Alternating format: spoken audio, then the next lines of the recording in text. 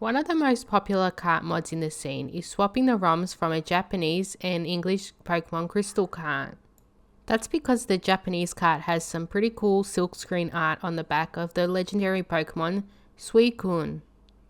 The Japanese cart is also unique because it has 2 screws where the English cart has 1. Thanks to PCB Way, who helped make this project possible, I made a reproduction English cart with the same silkscreen as the Japanese one. You could use it to fix a broken cart, or if you want to upgrade to the Japanese style silkscreen. I scanned in the Japanese and English carts so I could copy the art and also copy the schematic. I have uploaded the copper scans to my GitHub page, so if you ever need to fix a Japanese cart, you can do that too. All the components and the circuit are exactly the same as the English one, just with the same silkscreen as the Japanese one. I call the cart Eigo Crystal, which means English crystal in Japanese. First, I removed the battery with my soldering iron, and then I'm going to transfer the parts over using solder paste and hot air. Hot air is one of my favorite ways to solder. I find it very easy to use, and it also has a low entry point when it comes to price. I've used a Yihua 858D for a long time, for a couple years, and I find it works perfectly. I've never used the high-end one, so I can't compare.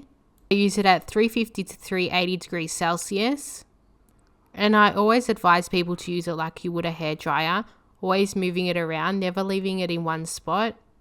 That's because you don't want to just create one hot spot, you want to evenly heat the entire board. Now I'm using solder paste to apply to all the pads before. You can also pre-tin, but using solder paste is my favorite way. First I'm just going to remove all the big chips. Then I'm going to move the passive components, which is the resistors and the capacitors, to the new board.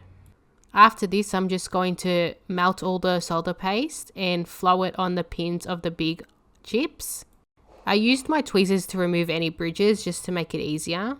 And then I'm going to heat up the solder. You can tell when it turns liquid, and then just place the chip on there. I noticed I had a few bridges in this main ROM, so I just went over it with my soldering iron. And now because there's a bit of flux on the cart, I'm just going to use some Kimtech wipes and some isopropyl alcohol and my favorite anti-static brush and just clean up the cart. I'm just going to add the crystal and the battery here. I'll be uploading these carts onto PCB Way if you want to make your own. Make sure to order at 0.8mm thickness and in ENIG, because that's very important when it comes to the cart fingers. Now I just need to put it into a new shell, and because it's an English shell, you can also buy the Cloud Game Store shells that look really great.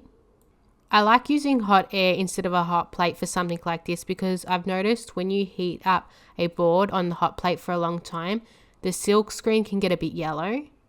Anyway, here's the finished cart, and just to test that it works, I'm going to put it in my all pink Game Boy, and you can see the logo loaded up. We've got the starting credits, and there's the English startup. So I hope this PCB can save some destroyed Pokemon Crystal English cards and maybe protect some Japanese cards from just being harvested. I'll have all the links in the description, and I also have a blog post on how to order from PCB Way. As always, thank you for all the support. You can use my code NatalieTheNerd at Retro Game Repair Shop and also at Retro Modding. And I hope you have a nice day wherever you are in the world.